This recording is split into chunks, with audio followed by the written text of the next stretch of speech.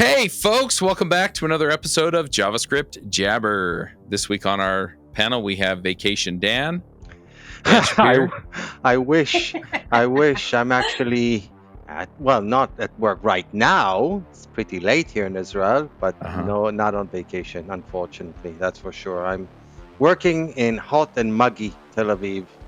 Cool. I'm Charles Max Wood from Top End Devs. I guess not cool, hot and buggy. Anyway, we have a special guest this week, and it is Maya Shavin. Maya, do you want to introduce yourself, remind people who you are, and why we like having you back? Oh, hi there.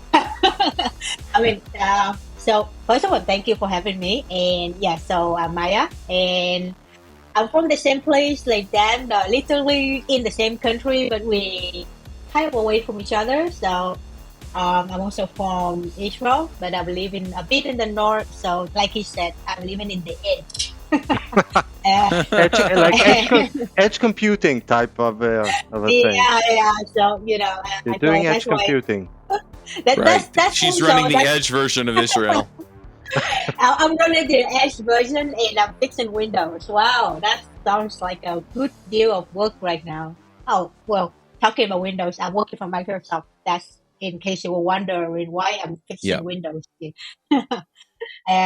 So that's me. I've been working in front end web for about almost 10 years. Yeah. So my son is having a lot of problems with his OneDrive account today. Can you fix it? Yeah, get right on that. Oh, you got it just so hard. You don't know how many messages on Facebook. Okay, Facebook's Messenger I got from my friends since I started working at Microsoft, asking about the subscription conditions for OneDrive, and I was like, "Excuse me, I work for Microsoft. I have no idea what OneDrive subscription is about. What time you have, and I myself still have no idea what subscription I have on OneDrive. So yeah." And one funny story is a real story happened for me. When in the area where we live in a small community. So one day there was a guy that me and my husband were driving, and we were stopping there just doing something. And then there was a car passing by, and the car stopped in front of my husband, like with our car. And he just opened his window and asked my husband, "So, listen, who working for Microsoft?" Because my car have a Microsoft logo on it. And my husband was like, she, not me, he. And then I was like, okay, yeah, it's me. So what's up? What can I help you? And they said, listen, I have a problem with my computer. My printer doesn't work. Maybe you can help me. And Yeah, what you should do in those kinds of situations, there's a simple solution. Say, sure, it's $1,000 an hour. When do you want to start? See, I'm a smart aleck, so I would have looked at him and said, neither of us. The car runs on Windows. Actually, who knows? Maybe the cat does run on Windows. Maybe. Good deal.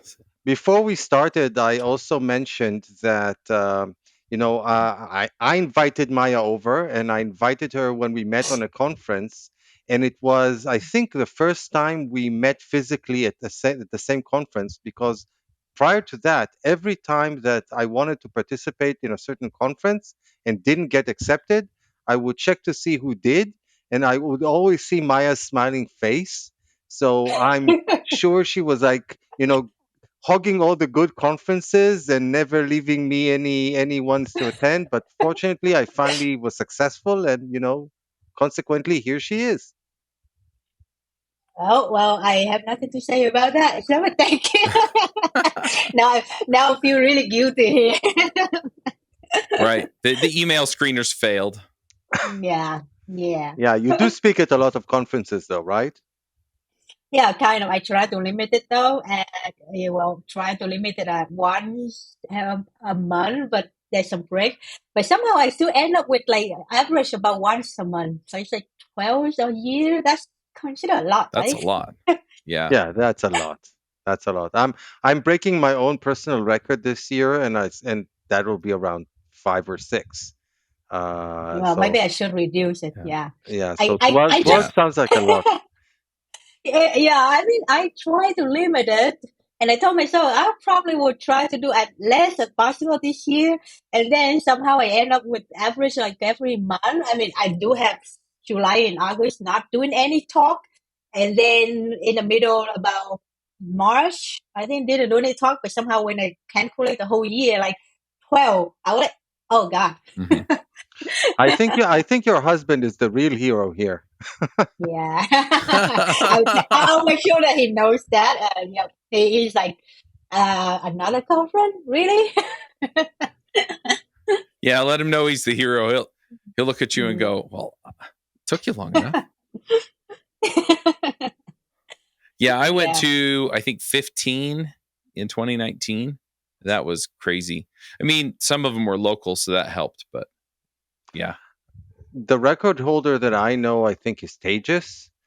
He told oh me that yeah, he's doing like 30 something conferences a Uh, year, the, which is he's not. already like he's already the next level of Yeah, being a right. speaker. So yeah, yeah. Getify also, Kyle also used to do a yeah, ton, as I Yeah, he recall. used to do a lot too. yeah, It's hard, at least for me, with my kids in school. I'm assuming it's the same for you, Maya. yeah. Same thing. It's Yeah. pretty hard. Also, every time I go, we have to literally abuse the babysitter to be with them a bit so my husband can work. Well, So Right. well, there's a simple solution, the one that I use. I make sure my kids are old enough to to stay on their own. Right. well, for that, I think I need to wait for another couple years again. My kids Right. are still very small now. My oldest is Well, 17, and I'm not ready for him to move out or whatever yet. So, mine is like only 4, so I still know how the trick. The best trick is that that's everywhere right. you go, you make sure that they have a gift. So I used it's to a do very that. a very costly solution, but in a way, it Why is works. it? Yeah. Don't they love the swag? Oh yeah, actually they do. I did bring the duck, in every conference where I chose for. Uh-huh. I always chose the debugging duck, and I bring it home and say, "Hey, I brought you this duck. Check it out." Yeah, And my so kids they, passed down Microsoft jackets that I got at Microsoft Build. They had oh nice. teenager sizes. And so I got them, and they wore them for years. So, I work for Microsoft and have zero swag. Oh, except this one, and they had to buy it. oh, my Mm. favorite are my I, purple Visual Studio socks. Those are fun. yeah. I have enough. I don't know, something like 50 Wix t-shirts that I don't really know what to do with anymore Why you have so many? because It's going to take you a lot of yard work to get through all those t-shirts. yeah, because if you want to guarantee a success of a project at a larger company, then you have to like put out a t-shirt for that project, because then everybody who has that project's t-shirt has an incentive for the project not to get canceled. Oh, right. Oh right. Yeah. Yeah. Wait, but So, I don't see what are we any talking about Azure. today? I don't know. We're having a good time, right? Yeah, we are. Yeah. Well, the channel is called Cheaper, right? So we can just talk. Yeah. Yep. Plenty of jabber. Yep. Yeah. Yeah. So you suggested a topic that I thought was excellent, Maya. Can you tell us what it is? I was thinking we can talk about accessibility in component library for Ooh. developers from the developer aspect. Oh, it's more relevant to me because I mean in Microsoft, we are crazy about accessibility, and I actually was in charge of the effort of making sure that our product is compliant for micro for accessibility. So yeah, I've been there, done that, got a lot of headache, so have to put it in a talk. So I think that would be a great idea to, yeah. So when you say compliant, what do you Mm-hmm. mean? Like it have to meet every single, like we have a documentation of all the requirements that come from it match the accessibility compliance, like the wide area compliance. Hmm. Like So we have call it Microsoft Accessibility something MAS. So it's based on that, and they have like a lot of like a whole bunch of things like what you need to do according in if your product is web based, what you need to do if your product is desktop based or have voice, have video, and have a UI, not without UI, and so on.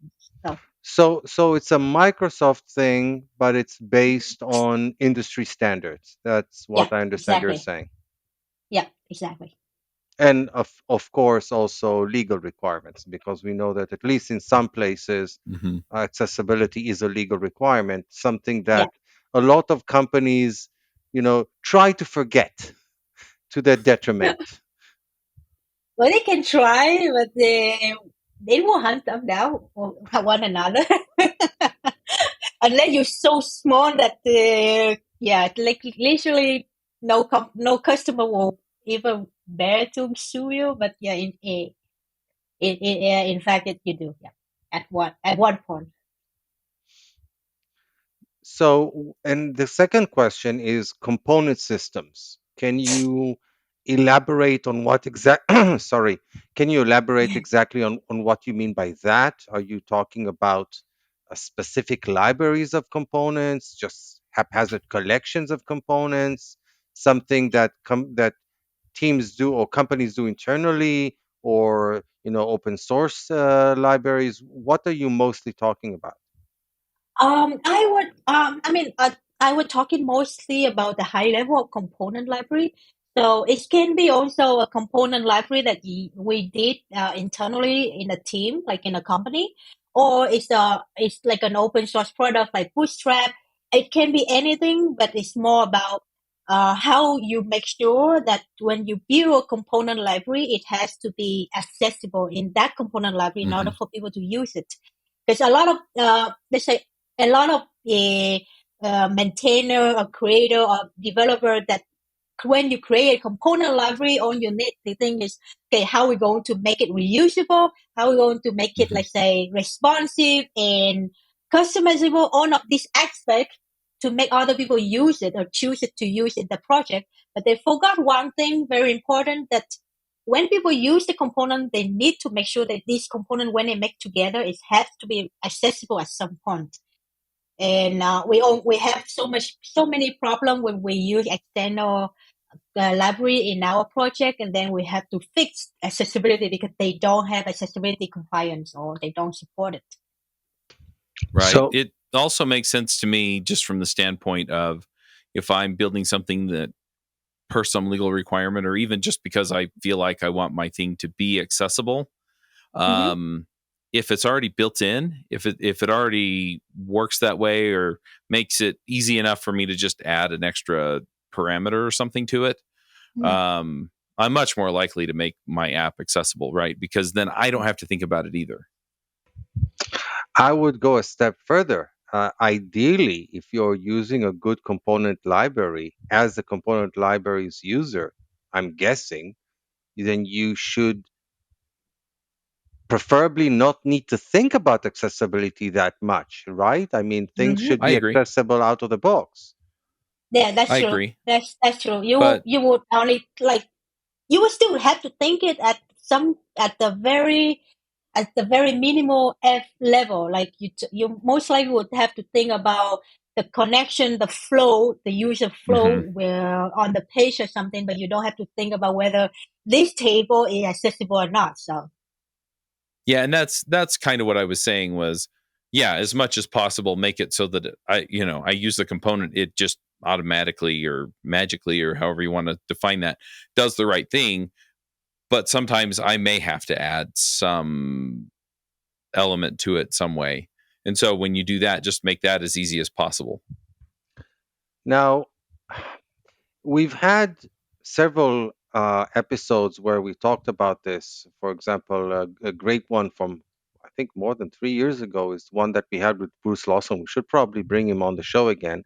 oh, I And Oh love yeah. Bruce yeah, Lawson. everybody He's so loves Bruce Lawson. cute. I met him. I met him in JS Nation. Yeah, and my talk was Hmm. also about accessibility, and in JS Nation. And so he went on stage and he actually answered some question for me, which is so cool. Yeah, Bruce himself is an accessibility expert, and we actually had him speaking about the fact that the platform itself, the browser, HTML, is effectively, you might even say, inherently accessible. And it's mostly us web developers, JavaScript developers, DOM users, framework users who are, seemingly doing our best to kind of break that. We So, cannot break everything, no? yeah. Um, Not me, it's my coworkers. and yeah, exactly. And so the question that I have in that context is, what is the current state of component libraries that you see? Like, if I go out and get some open source component library that looks good, like what's the chances, what's the probability that it'll have good accessibility? Or conversely, if I decide to build it internally, how likely am I to produce one that has proper accessibility? Oh, well, that's a very tough question, to be honest. Um, well, first of all, what exactly a good accessibility level covers? Like, that's the first thing we need to define, because is it like matching on the YI standard, like providing on the component, having a label or descriptive enough or something like that? Was it considered accessibility good enough, or is this the pattern itself is focusable? It's also it's really it's really hard. Depends on what are you seeking for when when you Hmm. talk about component, like what specific use case. I saw, let's say, like check Chakra UI. You guys probably know Chakra UI, right? So Chakra UI is one of the library that they claim to be accessible, or at least the last time I checked them, they say they aim to be accessible. And what I mean by accessible is meaning that it have area label when you need to have area label, using semantic HTML when it's supposed to use semantic HTML, and probably have some focus or tooltips on keyboard navigation and so on. Though, again, it's still not considered accessible enough in the standard of the person who use, like at least in our standard, because Hmm. when we use it, we put it in our case, that can break. Let's say if we also need to check the case whether when you zoom in of a page or component, whether the component is break or the whole flow is breaking. So I it's very hard for me to give you a very accuracy and like accurate answer whether component library here now is accessible at a good standard. But I did saw a trend that most modern component libraries start to put a lot of effort into make it at some certain level of accessible, like accessibility standard.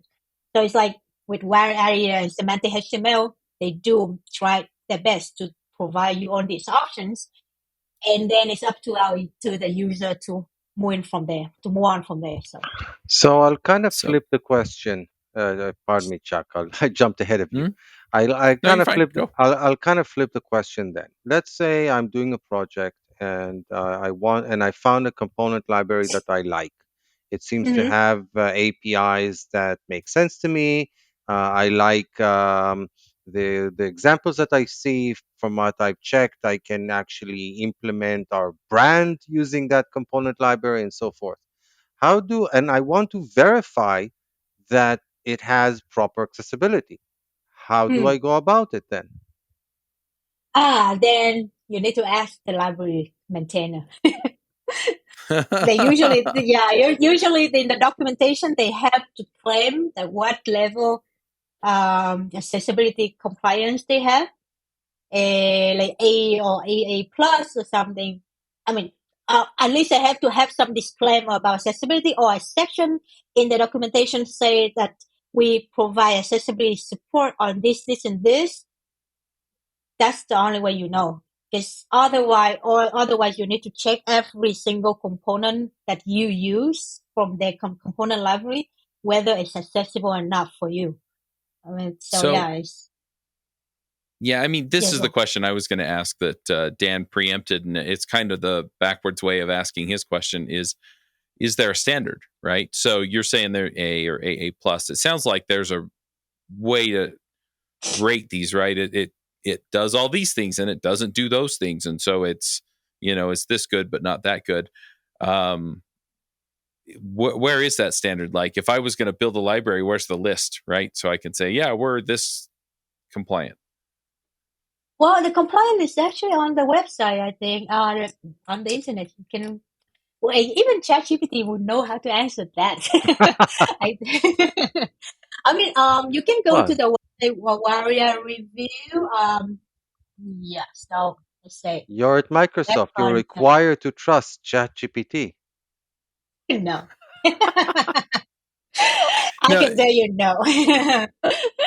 We do yeah. So everything so with. Sorry, I'll so just my post question is on like the chat. so if it's an A rating or yeah, AA plus or whatever. Oh, here we go. Well, you sent a link over. Yeah, we'll make sure this gets in the show notes because, yeah, I mean, I can imagine, okay, I'm going to build myself my own library, right? For whatever reason. None of the rest of them are good enough, or it's not quite what I want, or I don't know. So, yeah, this is what I was looking for is, okay, I can go and I can review it according to these standards. Oh, disclaimer. That page is pretty hard to read.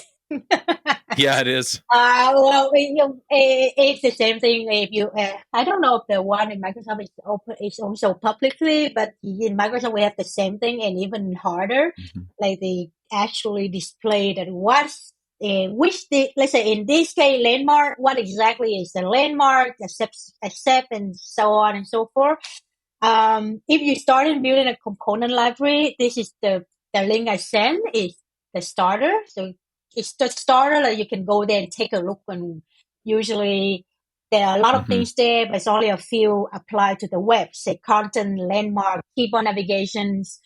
These are the three. I would say these are the three things that should be pay attention the most from the beginning. And then after that will be contrast that the browser will scream at you if you're using live power. Right. So you can take care of it later. But it's more about the color and stuff. So. But is contrast really part of the component library? Isn't it Mm.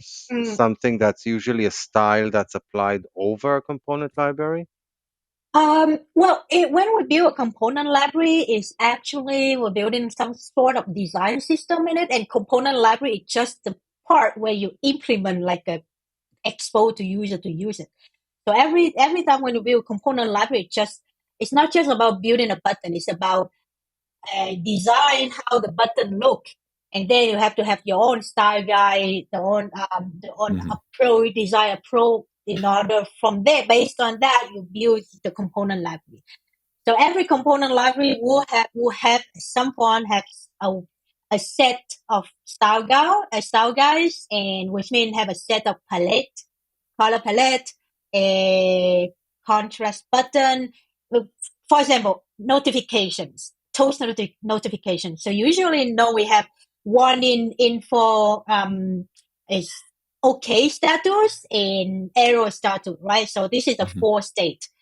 So in every component library, you have to have provide a component toast notification which can have these 4 states, and which these 4 states usually will come with different colors. That have to come from your own style guide, and your style guide first of all need to be accessible, so the color really belong to the accessibility compliance for your component library, which contain the style guide.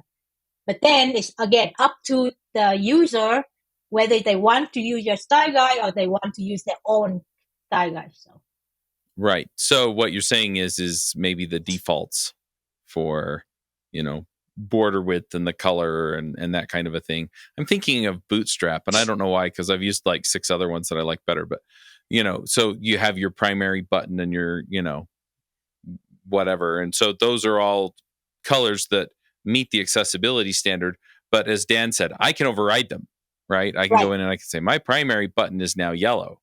And so if Right. it's a faint yellow on a white background, then my styling isn't accessible, but the component library's default one is, and it encourages me down that road a little bit, maybe to have Right. a darker, better looking button. Right. So that's why I say that it come back to the things that by default the browser it can be accessible. I mean the browser is accessible, but us developer who break it. So same go with component library.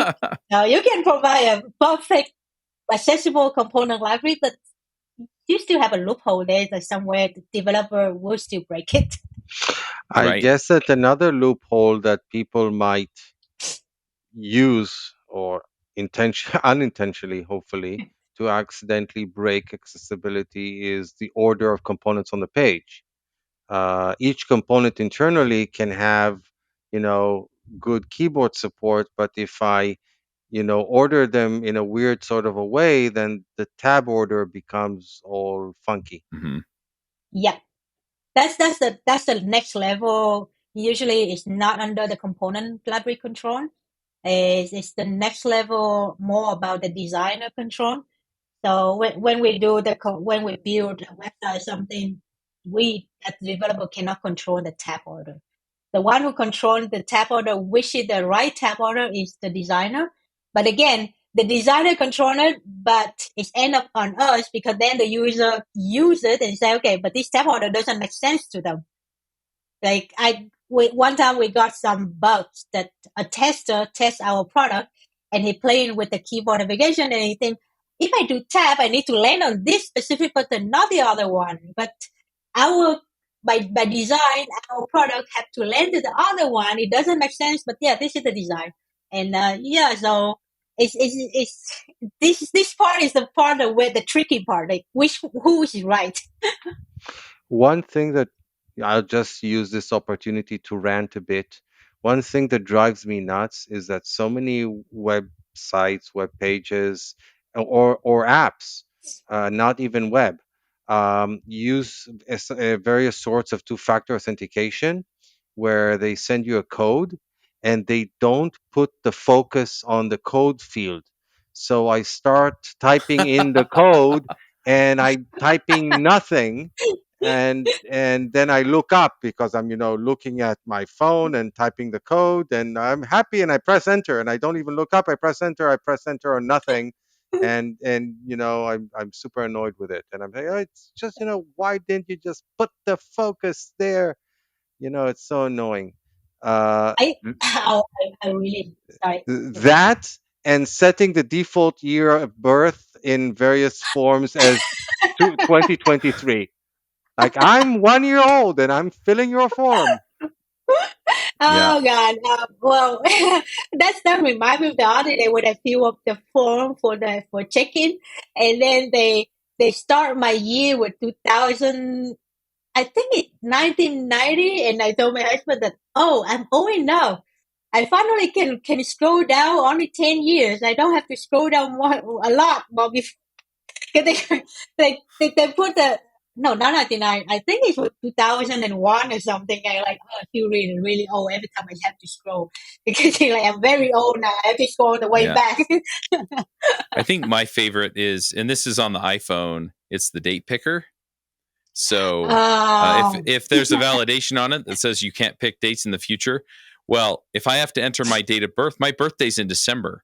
And so what happens is I'll set December and then it'll flick back to the current month because December of whatever of this year is not a valid date. And I'm just going, yeah, but it's the first one. And so it's the one that I want to change first. Yeah, but I to be got you. fair though, those aren't accessibility problems. Those are just No, it's a UI usability annoyances. problem. It's a It's a different user, thing. But yeah. Yeah. But the focus one is annoying. I know how you feel. yeah. We have so many bugs about the focus disappear after we open some modal or something. Well, you know what? I would like to say I blame React for that. What did I do? Are you listening, guys? Dan No, it's Abramoff. It's his true. fault. No, It's No, true. No, actually, Dan Abramov is no longer with React. Just so you know, I he yeah, know. actually left Meta. I That's why think we can blame him he now. moved to Next, right? He moved to Sorry. Next, so now I think he moved to Next. To Vercel? Next.js. Did he also join Yeah, Vercel? I didn't know. I don't know. I I But don't know know then we that either. moved to Adam Clark, I know, joined Vercel. I don't know about Dan. I don't know. It's interesting. so who are we going to plan for anything in React now? No one there. Right? Yeah, but your point's well made with focus, because if you can't see the screen, right? If it is, because a lot of times there's a border around it, right? Because I'm not visibly impaired or vision impaired, and so I can see the border, and it's not there, and so I can click on it. Or if I have a pointer device, and if I can't use a mouse and I don't have a pointer device that I can use to hit it, then yeah, that becomes harder, because I effectively have to scroll or find it some other way. Hmm. And also think about it, like we used to have a design a couple of years ago. The design, it was one of the design pattern was that you remove the outline, the Mm-hmm. default outline of the button. So it's like every component library, I think they were shipped with CSS that override the outline of the browser. Like they would just remove the outline entirely and thinking that is something make the button looks nicer.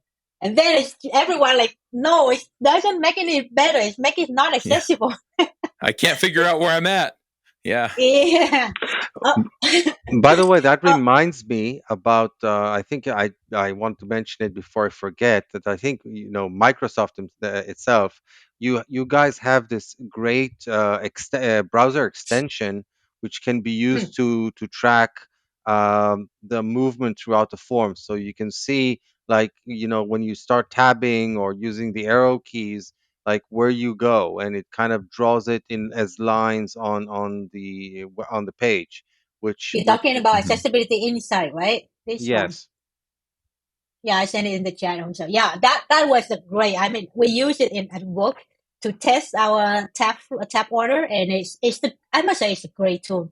We have like three different kind of testing modes. So one of them is the is similar to Lifehouse, that it scan the page and then it Mm-hmm. highlight for you that what is the arrow, and they actually group into a section, and then they give you the description, how to fix what was the problem, how to fix, and how you can actually log it into Jira or ADO, and for your like bug tracking, and then of course Mm-hmm.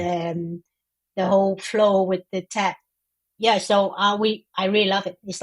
It's one of the great tools that they really did for accessibility. Yeah, that's awesome.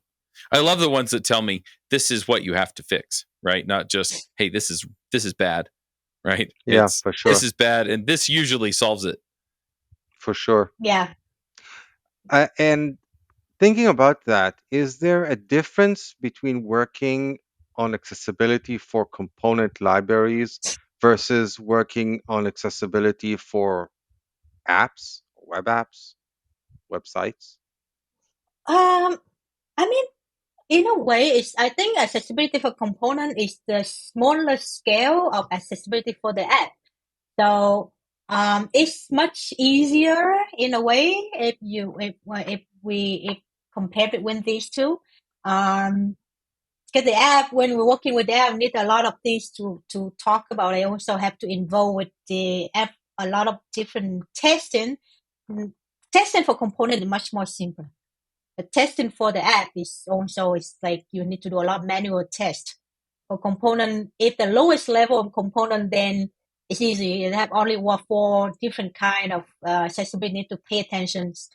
And then moving on, you can do divide and conquer, and moving from the bottom to the top, and you can make sure that every page or whatever component be accessible. But for the app itself, it's more about user experience already. So Mm-hmm. it's more complex. And I'm also oh, go wondering for it. with the application, if I upgrade my component library, right? It I don't have any guarantees at that point, right? I'm assuming that the stuff they got right is still mostly right, but Mm-hmm. is there a good way to, when you run that upgrade and you change a whole bunch of things at once, maybe to make sure that all of this stuff is still doing what it's supposed to? You can do automation, I think. For automations, let's say Playwright, if you do end-to-end automation. So Playwright Mhm. have also, you can use accessibility test with Playwright. So we use something called accessibility insight for package. Let me just look for it. I think it's this one. So, you Um, actually, you did to me what I did to you before, in that you stole my question, because that's exactly what I wanted to ask about, is how you actually test, or how you automate the process of testing for accessibility problems, because it's not just about, upgrading your component library. I Right. mean, anytime you make any change in the user interface, you might Mhm. introduce accessibility issues. So it's really a yeah. question of how you test for that. So you have to define the certain tests for like what is the acceptable test for the for your component and for your app, and then I guess it's also is required time and effort. Yeah, building tests is always effort and hardly ever fun. I know a few people who enjoy it, but like, we had Shayalin as a guest on our show. I think he somehow enjoys writing tests, but other than that rare minority, most people don't. And yet, you're always so happy when there are tests. Uh, Oh and yeah. You always feel like, okay, it's if you have some test, it's probably mean that you have it covered, right? Yeah, I've worked with people that wrote those tests, and no. I wrote test myself, and sometimes I just wrote it because I have to write it. That's the yeah. It's I think every developer have that in it. So, Yeah. so you use Playwright for tests, and you're saying that there is something on top of Playwright that can be used for end-to-end testing that is revolves around accessibility. Am I understanding correctly? there's something that you can use together with Playwright. So Hmm. this the you guys probably know about DQ Lab. So the DQ Lab, they build a lot of tools regarding the accessibility. So the package is actually used for Lifehouse. Lifehouse using the package to build the dev tool, like the Lifehouse check for accessibility. So they make a really good series about teaching about accessibility, and also do a lot of pattern on it. And this package, this npm package, have also support for Playwright, so you can plug it into your end-to-end testing system that build on top of Playwright, and then can enable the accessibility cover for your app. Of course, it's not the perfect one, but it's cover the basic case for the applications, just like any scanning of Lifehouse or accessibility inside for the web, the extension one. Yeah, another thing that you might do, and I'm wondering if you think it might be a good idea or not, is when you build your end-to-end tests, then use quote unquote simulated keyboard navigation to try to get between Hmm. things and see that it Right, works. Now, it can make the thing a bit more fragile, because if somebody adds a field in the middle, then everything might be correct. You're just not arriving at the field that you want to get to. But right. but on the other hand, it verifies that things like tabbing still actually works. Or you might search for something and then tab from that to the next thing, or stuff like that, in order to verify, and not just go directly to the one that you want to click, or something like that. But that is something that I would say I prefer. I hope that one day we can use AI to help us with that.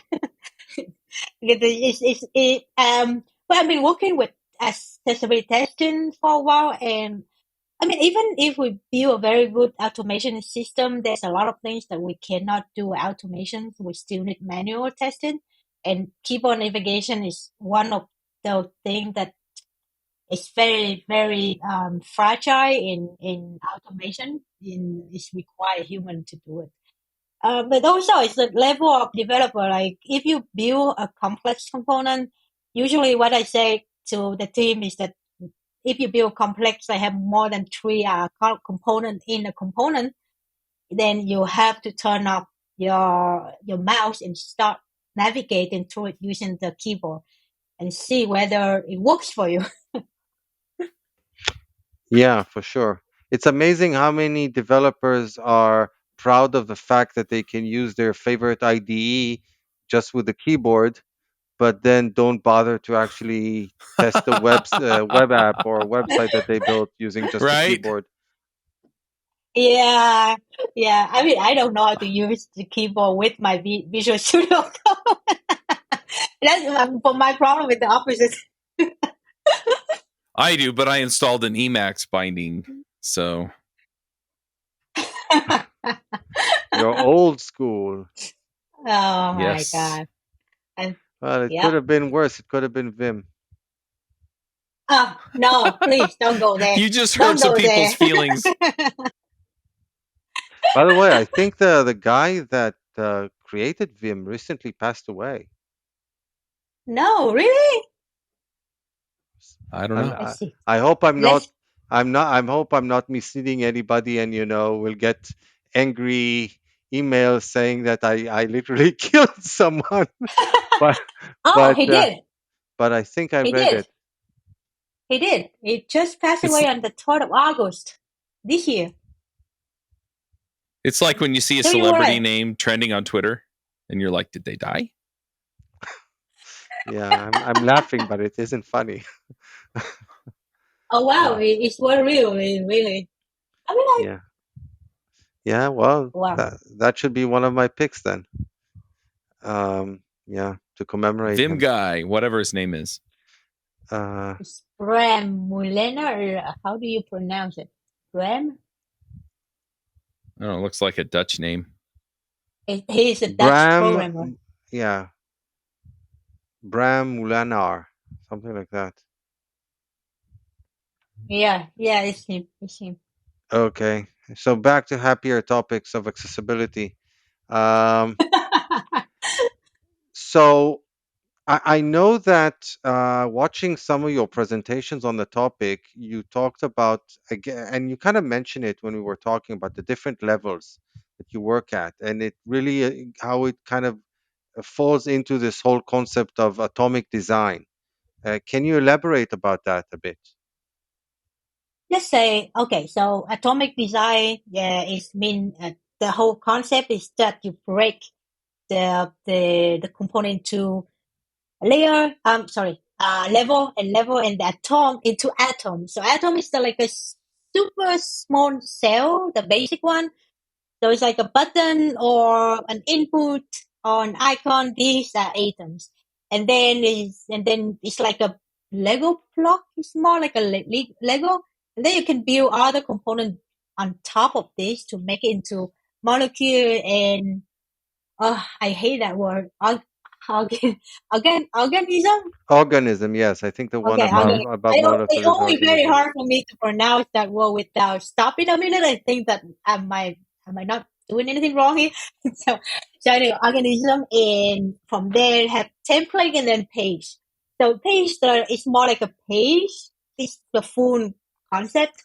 So so for accessibility, there's also a lot of things, a lot of aspects to talk about, and we try when we talk about uh, matching into atomic design. I mean, in the atom, there's a component like a button. The button itself do have accessibility, but we don't need to really care about a lot of aspect of it. Let's say the tab order. The tab order doesn't matter on the button because the button itself is a single icon, a single component. So in this component, what we can care is just the color contrast. It's just the content, whether you have enough descriptive content, and maybe a focus if we have a focus. So make sure that the component focus itself is focused. So with this, and also, of course, semantic HTML and layout. And for this small component, if itself is accessible with this criteria we set for the component, when you plug it together with another component, for example, if I plug an input and a button together to build some kind of an input form, then if the input itself is accessible and the component is accessible regarding the descriptive, semantic, area, and so on, these two put it together we don't need to care about this aspect of accessibility. Like we don't need to care whether this is semantic correctly, whether landmark is correctly, or whether the focus state of these two components is set correctly or not, because they should be focusable and they should already be covered from that. So what we can now check on this level of two component is navigation. So we move from the input to the button. You click something, you move back, it's still working. You type something on the input, what the button will behave. This is like the level that you don't need to care about other things based on top of it, and then you can check a more important things that only apply to this level. And move it from on and on. Another example is like building a gallery, a product gallery. So if the product card itself is accessible, so when you land on the product card, you kind of know that the product card is already accessible and itself can be announceable. So you don't need to care to check again whether inside the product card is accessible, or we need to check the flow inside. Now what you need to check is the flow from one card to another card, and whether you click on the card, and if you have a modal from the product gallery itself open, then when you close the modal, the focus return to that product card. And this is more like you build up. It's more like a divide and conquer concept. So yeah, it's divide and conquer. It's about um, leveraging reusability, it seems, for the purpose of accessibility. Because once you've got like you said, you've got the button atom working correctly, you can use that same atom in various quote unquote molecules, and that you're guaranteed a certain amount of accessibility just by reusing that atom. And it's also about properly thinking about the problem by, like you said, dividing and conquering according to the levels at which you're currently operating.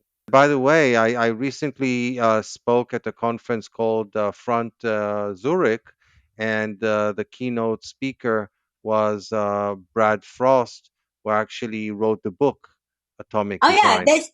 He's the author of the whole concept. Yeah, he's the creator of the whole concept. Yeah, he's a great speaker and a really nice guy.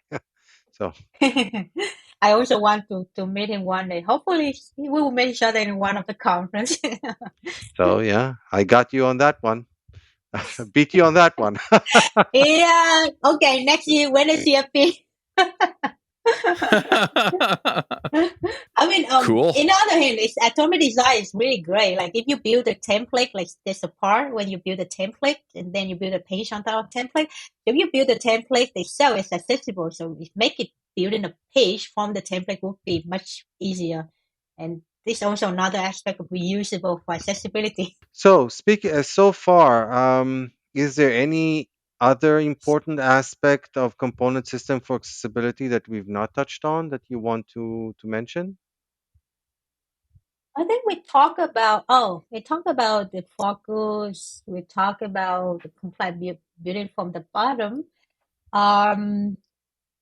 We also talk about testing, but I think we need to talk about that developer mindset. Go for it. Yeah, so I mean, here it's also for my own story. Until the last couple of years, I honestly I didn't care much about accessibility, and I know that a lot of people, also a lot of developers still, we know about accessibility is there, but we don't really care about it, or we don't think like when you develop, let's say we develop component, the most thing I heard even now that who cares about accessibility? It's only 1% of the people of the user in the world, right? So I can just make something fast, faster, POC much faster, deploy much faster if I don't care about accessibility because it took a week, 2 weeks, or a month to fix anything regarding that. So, I mean, I don't know. What do you think about like what you think that it would be a good idea to make developer more involved into accessibility? My take on it is as follows. Like we kind of discussed when we mentioned Bruce before, the underlying system is effectively inherently accessible. So it's not about developers having to implement accessibility. It's about developers not breaking or ruining Right. accessibility. And it seems to me that it's much easier to make sure that developers don't get in the way of accessibility from the get go than trying to fix a lot of accessibility issues later on in the process. Uh, on top of that, I also think that, like we kind of mentioned before, it's also a legal issue. And these days, you can get sued if you're not properly accessible. And it's not just Microsoft, if you're a Microsoft or a Google anymore. There are literally companies out there that are checking websites and are suing companies intentionally for being not being accessible. It's actually happening. So and also think about, let's say you're a company that you're a startup. You might think, I don't have resources for that, but you might need to undergo due diligence for raising additional investments or M&A, or thinking about going public. And if you're not accessible, that can get in the way of that process, and it will likely happen at the worst possible time. So my take on it is that accessibility needs to be one of those things that's front and center effectively from the get-go. And then if you have the proper mindset, it shouldn't be that hard if you do it from the get-go. That's at least my Yeah, take. I mean, there are two different things to talk about here, and I think Dan, you made the case for why you should have a mindset that includes accessibility, especially from kind of the liability end of things. Um, I've had people try and explain things and kind of give you a guilt trip for not doing it because it's just not fair to people who have disabilities. But the reality, at least at that point, and it's becoming less and less this way, but the reality at that point was it was an extra thing you had to do, and a lot of folks didn't want to invest in it. But what I found is that until your startup company that's next door to my startup company gets sued for website accessibility, it's just not going to be on my radar, right? And I think most people operate that way.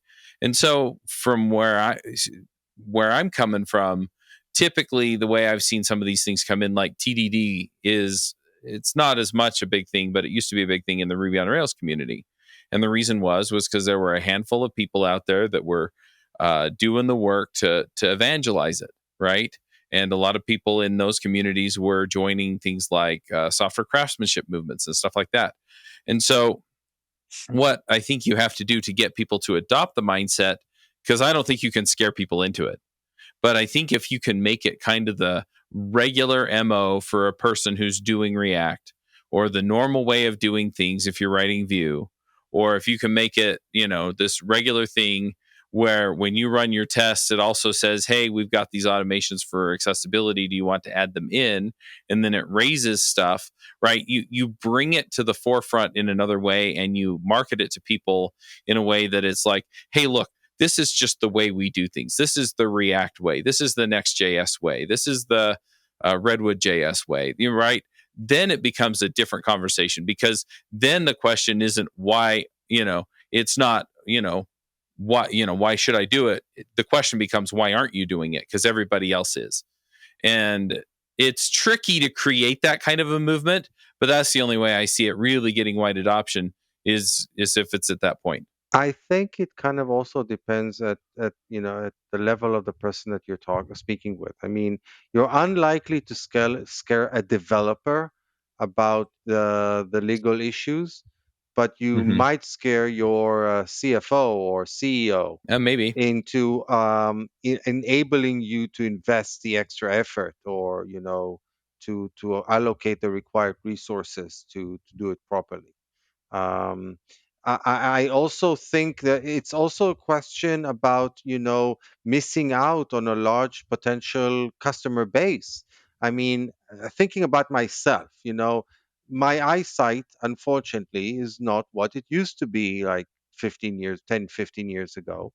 And um, and I often find myself zooming in web pages, Mm-hmm. and I every time I encounter a web page that prevents zooming in, then that page is dead to me. Uh, that website is dead to me. I won't do No, it makes anything. sense. And I'm probably in the category of people that you want to target when you're trying Mm-hmm. to sell things online. So. You know what? That's the thing. Actually, that's the one very good. One of your insights is very very good because Thank you. I mean I Dan personally will just buy his vacation somewhere else. Exactly. That's what's going to happen. By the way, I exactly true. Yeah, that's actually, you know what? When I started Microsoft and I got they gave me the task to take care of the accessibility. And one time we have a bug on 200% and 400% Zoom. So this is actually in the compliance level. Mm-hmm. And we were like, who zoom in? No ever zoom in. No care about 400% because like it's really literally too large. But then you actually can see the use case when your parents or even if someone with classes have to zoom in. And this is valid because I also abandoned a lot of things like that. It was a Mm-hmm. very valuable lesson for me when I start working with accessibility regarding Yeah, this. yeah. I think you can make the case in some cases. It's probably easier in some cases than others. So, um, just to make the point, right? I mean, if you can tie the people that aren't coming back to your accessibility, that's a lot easier case to make than the people who just bounce off and you just never really know, or people Yeah, who don't come in the first place. The other thing is that but that's really if hard to you're do, unfortunately, by the way. it's People. really hard to do, and that's why I'm saying, I understand you're talking about the incentives, but the reality is that the experiment is, do I, when I allow zooming, do I sell more stuff? And I don't know how much work that is to make that work, but that's how I That's would the make the case funny to my thing, boss, though. That because they want to I see the numbers. that's the funny thing, though. If you check most of the sites, from my experience, that prevent zooming do it for They actively did, yeah. they need to actively disable it. And so You're the right. web by default enables zooming. In fact, one of the reasons where I often prefer websites to various native apps is the fact that you can actually zoom without changing some system Hmm. configuration. You just pinch and zoom and it works. And it's so annoying when websites actively disable that for mostly sorry, for layout issues, because they decide Yep, that the website doesn't look Hmm. nice when it's zoomed. By the way, yep, the thing exactly. that I probably Yeah. hate the most is on the PC, when or the Mac, when you do like the command plus in order to zoom in, and then with some websites they actively make the text smaller as you zoom in, so you're actually trying to zoom in, and the text, instead of getting bigger, gets smaller.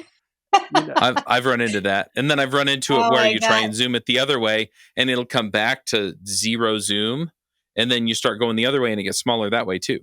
yeah. So it always gets smaller. You can never get bigger. Yeah, it's crazy. But this has been really really fascinating, and you've given us some good resources, I think, Maya, as far as like where to look how to approach some of this stuff. But if people want to know more or reach out to you, are there good ways to do that? Yeah, I mean, I'm on Twitter. I think we still call it X. Twitter. I mean, it's hard to say that when I'm saying X, I feel like I'm saying I'm in the X file or something. So you're like, okay, it just doesn't come natural. I like the word Right. Twitter better. So yeah, I'm I on still just call Twitter. it Twitter. Yeah, just on my name, Maya Shavin on Twitter or on LinkedIn. Nowadays, everyone shift to LinkedIn, so you can also find me on And LinkedIn. Microsoft owns LinkedIn. Yep. Let's not just dig into that and the fact that it's also on GitHub and the fact that it's also on NPM and a bunch of other things. I'm just Yep. Hey, Maya, I've but been yeah, having trouble with my LinkedIn. You think you can do me a excuse me. solid? Excuse me. All right. I Well, have no idea how. You know what? The other day, that someone I have to ask someone to help me how to find my QR code in LinkedIn, and I work for, and the person say, "But you work for Microsoft. Why don't you know how to use LinkedIn?" Okay, that right. rests my case. Yeah. All right. Well, I'm going to push us toward picks. Dan, do you want to start us with picks? Okay, I'll go for it. So there have been a couple of interesting things going on X, Twitter, whatever we decide to call it. So We'll call it Twix. yeah, Are you a right Twix or a left Twix? yeah, exactly. So one interesting thing, so there was this whole Twitter storm that started when DHH from Rails infamy posted about the fact that they're dropping TypeScript.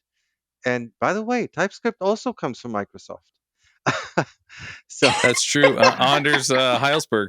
yeah, exactly. So he Yeah. doesn't like TypeScript anymore, and effectively they had TypeScript. They were using TypeScript in a project, and then In effectively Turbo. in Turbo. And they, I by the way, I'm not really familiar with it. Turbo 8, something like that. Uh, and they just removed all the type information. And it started this whole Twitter storm with people like um Theo responding, and also and many others, Mm-hmm. and it got really, like in on Twitter, everybody's so relaxed and so Wait, wait, chill, wait, wait, wait, Right. and wait, nobody ever wait. says anything offending. Everybody's Can I super Ever. stop you one moment? Never. professional about it. Can I Wait, stop does you one moment? Microsoft Are own you Twitter? no? Are you talking about Twitter? Or are you talking about Twitter? Exactly. So it got really personal really quickly. Oh, yeah.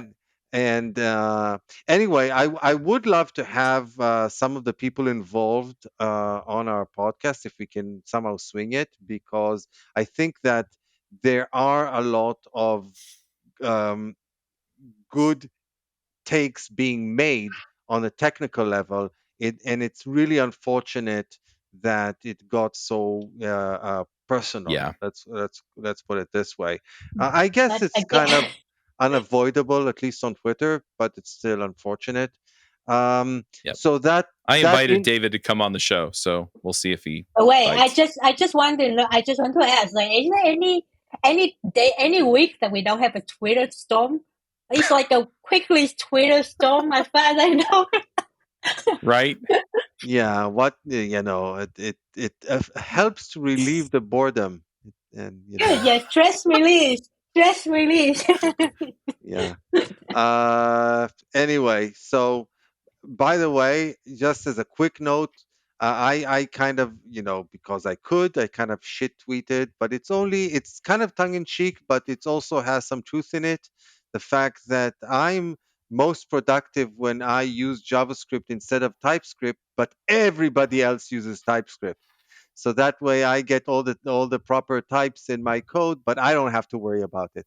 And it's kind of like, with tests. I'm most productive when I don't have to write tests, but everybody else does. And and so forth.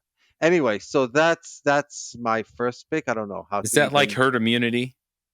Yeah, exactly. I don't. By the way, I'm no longer a COVID virgin. I got you know, probably I probably had COVID before, but it's the first time that I actually tested positive about a few weeks ago. Okay. Happily for me, I had it very easy. So I was like, I wasn't even coughing. I just had a, and even hardly any fever. I was just tired for 3 days, which Mm. I guess makes me really lucky. Uh, but uh, but yeah, so that's another thing that happened. It's not exactly a pick though, now is it? Oh, one thing that Easy actually, COVID. That's your pick. yeah, unfortunately, it's not something that you can really pick. You get what you get. Right. Um, but and I know some and there's no judgment here. I know some great people who've suffered a lot from COVID and are still even suffering from it, from effects of Hmm. long COVID. So yeah. Um, and another interesting thing that I saw on Twitter is Maximilian. That's how you pronounce it. Firtman. We've actually had him on the show, as I recall. Um, so he actually put out an interesting thing. He used some AI to have to translate a video into Portuguese. And the funny thing is, Wow. he doesn't speak Portuguese, but in the video he does. It's kind of Oh, mind blowing. interesting. Yeah, Hmm. I'll post a link So to that. so it's Uh, like it took his voice and mimicking it in the way in the Portuguese thing. yeah, exactly. You press. Wow. It's he's literally it looks as if he's speaking Portuguese. Now he says that it's still expensive. He just did a small clip. So I guess it's something that you pay by the minute or something. But he says that this will likely change a lot of things for teachers and content creators and whatnot. And I'm guessing that it will. So that's my second pick for today. I'll post the link for that. And other than that, the ongoing war in Ukraine, help the people of Ukraine, and the ongoing struggle in Israel for Israel to remain a democracy. So support us We in that. probably have another election soon, huh? From my perspective, unfortunately, probably not soon enough. But Well, that's put my in the own. comments. But that's my own personal take, and Oh, politics. our listeners are Yeah. free to have their own. And that's actually the thing that I'm fighting for, is for that freedom to have your own opinion. And yeah. So anyway, those would be my picks for today. All right. I'm going to throw out my picks here real quick. I'm going to go fast. That way Maya has time before I have to run away. I usually do a board game pick. But lately, the thing I've been playing, I've picked it before, is Risk Legacy. I've been playing it with my friends. I have a couple of really good friends. Funny enough, the three of us get together on Wednesday nights, and so do our wives. And so, anyway, three of us at one house, three of us at the other. So, anyway, it's pretty fun. We've played 2 rounds now. I don't have to tell you who won. It was the smartest player both times. It's really Um, difficult though to play Risk all the way through now, isn't it? It takes a long time. It can take a long time. it can take a long time. This is Risk Legacy. And so Risk itself, like the original game, you're usually trying to play for world conquest, and you can win a round of Risk Legacy that way, right? You eliminate all the other players. But effectively, you have these bases, and the bases are worth a star. And so you have to have control 4 stars in order to win. And so the round often gets over before anybody has world conquest. And since I had won the first round, I was at a disadvantage to win, but they dragged the game out long enough for me to actually. I was at a disadvantage because I didn't start with a star because I had won a game, and they did. Both of them did, and so they had dragged the game out long enough for me to actually acquire a star and then take the other bases, and that's how I got 4. Mm. I So remember playing a long time ago in the university. When I was in the university, we would sometimes meet and play Risk, mhm. but we were usually something like 6 people and did play for world domination, and it would Yeah, take It takes a Hours. long time. Yeah. Yeah. I didn't Yeah. play If you want Risk, but I. Sorry, go ahead. No, go ahead. No, go ahead. No, I just say I didn't play. I think I played Risk 1, but I played Catan more, and it also takes very long time. That's a fun one too. Yeah, the Risk that I really like, maybe I'll pick it. If you want a game that has a time element to it, it's the Lord of the Rings Risk. And the nice. time box element is that the ring moves towards Mount Doom. And so when the ring gets there, the game's over. So who has the most before the ring is destroyed or something like that? Yeah, I don't remember exactly what the scoring was, but it was something like that. And there's a certain element of cooperation too, because I think certain things have to happen before the ring gets to Mount Doom, or nobody wins. And why don't the Eagles just take the ring and drop it directly into Mount Doom and be done with it? Right? Now you just find a way to put out the game. Right? Anyway, so a few other picks. So if you're watching the video, you can see that I actually have my green screen up. I've got some code behind me. It's showing it mirror image reversed on mine. I don't know if it's doing it on yours too. No. Ours. It's not backwards. No, okay. It's not. It's proper. No. So I can read it. By the way, you have a bug on line 4. I didn't write the code. Sure I'm just joking. I have no idea. Are you sure it's on line 4 and not line 5? But I'm pretty sure there's a bug there somewhere. I mean, it's code. Oh, I'm sure it's code. The only code with no bugs is no code. So, yeah, it does look like jQuery or something. Yeah, I think it does. But so I've been pretty happy with the setup here. Right? It's jQuery. So I'm going to pick the green screen. I'll put links to all the stuff that I've got in here. The real trick to a green screen is the lighting, and then I'm using the Blackmagic Design A10 Mini. And so Jack Harrington actually mentioned it in one of our episodes, and so I went and got it because I'm liking it, and it's done a really great job for me. I like Jack. Yeah, I do too. And then getting into politics, I'm actually going to be running for state legislature. Wow. We had a seat open up, and so they're having a special election. It's within the party because we're replacing a Republican with a Republican. So I'll be running, and I have to. Congressman Chuck? No, it's Utah State Senate. So Senator Chuck. Yeah. So we'll see how that goes. I will know how that goes probably by the middle of November. So good luck. Anyway, just kind of fun stuff. All right, Maya, do you have some picks? Yeah, I mean, that took me by surprise. But anyway, I have one pick. So 3 weeks ago, we got hit by a pig. No, well, it's a normal thing in this world, by the way. Yeah, we got hit by a wild pig, a huge pig. A boar. Oh, wow. It's a wild pig. I don't know what it's called. It's wild pigs are called boars, right? I think the males are. I don't remember how that all works. Yeah, we got hit, and it's on the side of the car. I said so. The side of the car. So my pig is my car, the Skoda. We have a Skoda, I forgot about that. What, Kodiak? Yeah, the Skoda Kodiak.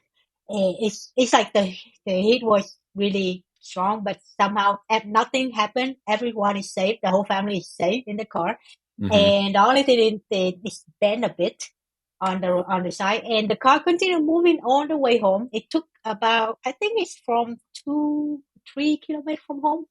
So it was pretty dark, and it got in the front. The only thing got broken, I think, is the water and the light and the sensor. So it always thought that I'm trying to reverse or something. But other than that, everything is safe. And yeah, I mean, I cannot imagine how it would happen if the whole car would get mashed and we all 5 of us were stuck in the middle of nowhere. Oh, wow. Yeah. Yes. Yeah, you've got some interesting roads up there. Like, Yeah, yeah, like you go in the living middle on of a the road, you saw mountaintop the whole in the line Golan of the whole Heights. family. Yeah, Yeah, and you saw the whole family of some empty pigs. roads. Yeah. The Yeah, worst we family get of around pigs. here is the deer come down off the mountain.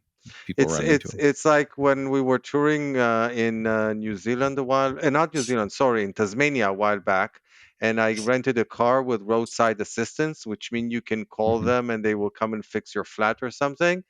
But Mhm. then I realized that as soon as you leave whatever town you're in, you immediately have no reception. And Oh, wow. you dri- Oh my god. then you drive for like Yeah. 2 hours with zero reception. So yeah, it's great that I have roadside assistance. So Yep. I think you do have like cell coverage in all places Yeah, there, we right? have fiber, fiber. Wow, you've got. I only They're Yeah, got putting fiber. fiber in Like, here. I have fiber. It does work sometimes. It doesn't I'm work sometimes, jealous. but it's. I mean, so I cannot pick it because it's still well, like I sometimes it live works, in Tel sometimes it Aviv, doesn't. and I only got fiber like about a month ago. So Oh, I got fiber two like a months year ago. ago. I got you. I Yeah. got it. So All right. Well, I need to wrap us up. Thanks for coming, Maya. This was a lot of fun. yeah, for sure. Yeah, me too. All right, folks. We're going to wrap it here. Till next time, Max out.